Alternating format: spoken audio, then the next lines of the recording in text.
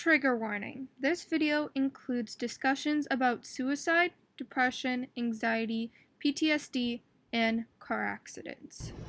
Okay, so I have little Jupiter here with us for this video. But something that I really wanted to talk about was animals for my mental health.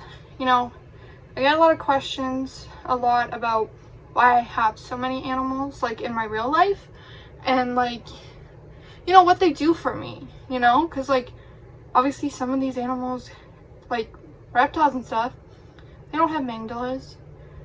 Amygdalas? I don't know what they're called, but, they don't have the part of the brain that actually allows them to love. Obviously, you can, like, bond and, like, tame with them and stuff, but especially there's some animals that are just basically, like, display animals, like, for example, like crocodile skinks. And obviously this guy's not going to be able to, or girl, I don't know what it is still, is not going to be able to cuddle up with me. With bearded dragons, yeah, some of them like to cuddle and stuff like that, but, you know, it's not like a big fluffy animal like a cat or a dog, right? So, obviously they understand my other animals, but for some of them, especially reptiles, they don't understand what they do. I put a trigger warning at the start of this video, but I'm just going to say it again. That this video does talk about topics of suicide, depression, anxiety, car accidents, and PTSD. So, for people who know me, I was in a car accident when I was 14 in the year 2017 of August. I was hit twice. I was rear-ended, spun out, and T-boned. Didn't suffer anything super serious, like breaking anything, but you can see here scars, chronic back and neck pain. I ended up getting diagnosed with GAD, which is generalized anxiety disorder, depression, and post-traumatic stress disorder, aka he's giving me legs, aka PTSD. So I always loved animals as a kid. So basically I was always around them. I always loved them. That was something. But now that I'm out of school and I work basically streaming and this, I have a lot more time on my hands now. And I think with school I was severely depressed. Severely. Like in March of this year, I tried to overdose on sleeping pills. I don't think I necessarily wanted to end my life, but I didn't want to wake up for a while, and I was missing lots of school, and that was probably one of the worst times recently. Was I was severely depressed, where to the point I couldn't even go to school. I couldn't make myself go. And for people who know me, that's really odd. I'm very studious. I'm very into that type of stuff. So then quarantine hit, and I got even more depressed, and I gained some weight, and I was binge eating a lot and everything like that. And then I started watching lots of reptile videos, animal videos basically. Not only reptiles, but reptiles really fascinated me, but just basically animal videos. And there was something that really helped me calm me down, because I was suffering with nightmares from my accident.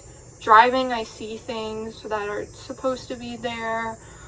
Anxiety, being depressed, and, you know, things like that. And these videos just calmed me down. Why are you backing up like that? They calmed me down. They were something that I would watch when I get anxious or scared or can't sleep, and they would help me, right?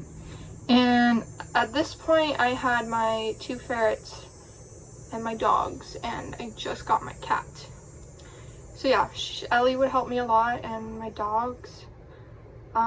And they would, but there would be times where, you know, I would be done with everything I need to do or not have anything to do, and I'd sit in my bed. And, you know, it's kind of like the thing, like, you can distract yourself from depression and stuff and not feel sad, but the second it's over, you feel it and it hits you hard. That's basically what was happening here. I didn't want to do anything after taking care of my animals. I literally just, after I would do my things, I'd sit in my bed and cry a lot. I hated my life. But the only times that I actually felt happy and joy was taking care of animals. And so that's why I started getting a lot of animals, because they are literally the joy of my day. I love hanging out with them. I love feeding them. I love cleaning their cages and cleaning them if they need cleaning. I love just getting stuff for them and buying them and spoiling them and, you know, decorating stuff for them and, you know, feeding them, watching them eat and watching them. Like, I was sometimes going with my bearded dragon, like in the office, if I have to go in there, and I'll just see him sleep, and it gives me happiness. And that's why I love doing it. And everybody's like, well, aren't you tired doing this every day? Because basically I wake up, take care of my animals, and then at night I'll take care of the nocturnal ones. And I'm like, no, it's my favorite part of the day. I love doing it. And I love hanging out with them, and I love just chilling with them like this. Another thing was, I couldn't get out of bed for the longest time, for a couple months. And the second I wake up, my first thing on my mind is, hey, I need to get up to feed these animals. So that kind of kickstarts my day already. Because it's always the hardest thing, like, when I'm laying in bed in the morning, the hardest thing is trying to get up. Once I'm up, I'll get my Starbucks and I'm good to go. But it's always getting up. And these animals, I'm like, hey, I can't put this off. I have to go feed them, or else that's just cruel. And so I'll go feed them. And that's kind of helped me with my day. And lately, a lot of people have been commenting on all my animals and me getting them, and they think it's dumb and stupid that I have so many. It's insane. And I'm like, I don't understand why, as long as I'm taking care of them, it's like there's something super beneficial to me. And yeah, in a way they're a coping mechanism, but they are a healthy coping mechanism as long as I'm able to take care of them. It's not like I'm doing something unhealthy that can potentially seriously harm me. And I love them. I love them. Even though you can't love me, I will pretend you do, and I will love you. But just things like that. Another thing is just in general, even if you only have one pet or something like that, there's so much you can do with one pet, cuddling and stuff, but also different pets bring different things. Like with fish, for example, you know, you can't touch them or cuddle with them or anything like that, but just watching them swim around, hearing the water, that's calming. That's seriously calming.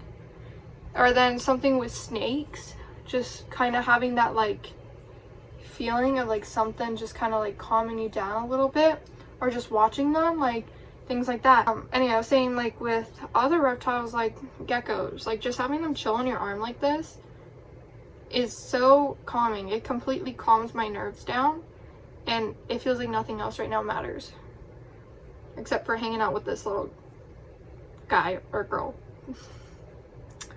And then with bearded dragons, I love their personality. They all have different personalities, and I love their face, like face expressions, and watching them run around to catch crickets or something. All that is just something that can distract you and just like have fun with and laugh. And then with hedgehogs, for example, looking at their sweet little faces, looking at them sleep, it just warms your heart and calms you down. So definitely something when I'm having anxiety, I go to my pets.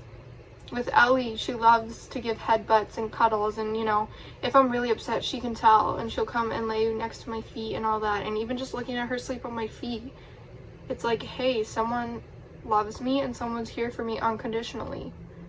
Same thing with my dogs. If I'm upset, I will go cuddle them because they love affection as much as I do. So there's so many different things that animals can bring to people's lives, and joy and all that stuff. And there's something that will love you, well, reptiles, the things without the part, the amygdala or something, but the ones that have one, they will love you unconditionally and support you through so much. You know, you are their whole world. And you know, even though they're with us for a short amount of time, at that point they're my world. And I love them. And that's why I will always be grateful to animals that, you know what, they're a good reason why I'm still here today. Because some days when I have those dark thoughts, I think to myself, I can't leave these babies. I can't leave my pets because I don't want them to end up in a place that's not happy. I don't, especially for ones that can recognize me, like cats and dogs, I don't want them to wonder where I went and be upset and all this stuff. Let's climb up. Alright, go climbing. Are you just gonna sit here?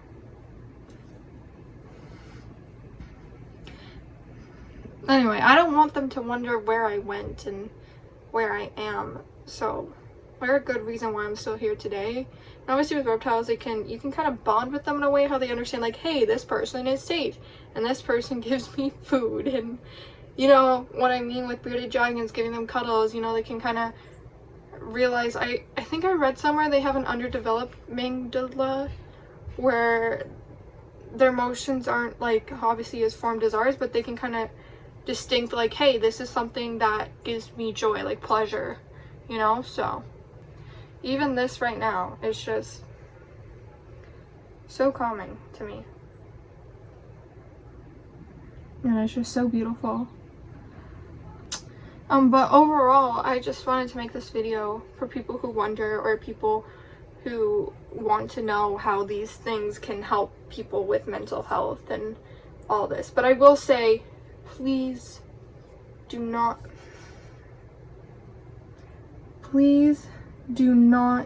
get an animal if you can't care for it financially, physically, because you know, sometimes when you're in their dark spots, you can't always take care of them. It's always good to have somebody just in case, but please just make sure that you know that if you sometimes you get into dark spots, you're still gonna get up and take care of these guys and can financially provide for them in ways. That's the one thing. I don't want people to just willy-nilly buy an animal because it can help with their mental health, but don't do the proper care that it needs for them, because that's important too. It's not fun to just have an animal, and it's not fair to just have an animal there for you but you're not going to take care of it. So that's another point I would like to make. So if you are able to take care of these amazing animals and you generally enjoy animals and taking care of them, I think they're such a great coping mechanism and can help a lot with calming people down or just trying to get them distracted from feeling upset or anything. Sorry, I'm like looking at Jupiter all the time because I want to make sure he does not, or it does not fall off, because I can tell he tends to kind of just willy-nilly walk off things. But yeah, I think they're amazing creatures, and I don't want to cry, but I really wouldn't be here today without them. So I definitely owe my life to them, and something in my heart, I always want to give the best care that I can to an animal. And I love you. Even though you can't love me back, I love you. So yeah, I just want to say thank you guys for watching. I have a little surprise coming up soon that I'll film a video about. But Jupiter, there you go. But yeah, thank you guys so much for watching. If you liked the video, give it a thumbs up, subscribe if you want to.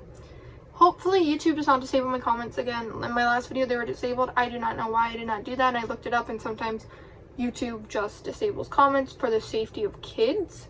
But I'm like, there was no kids in there. There was not my little sister. I do not put her in my YouTube videos as much as she would love to. And my dad was like, oh, put her in there. I just don't feel comfortable right now doing that.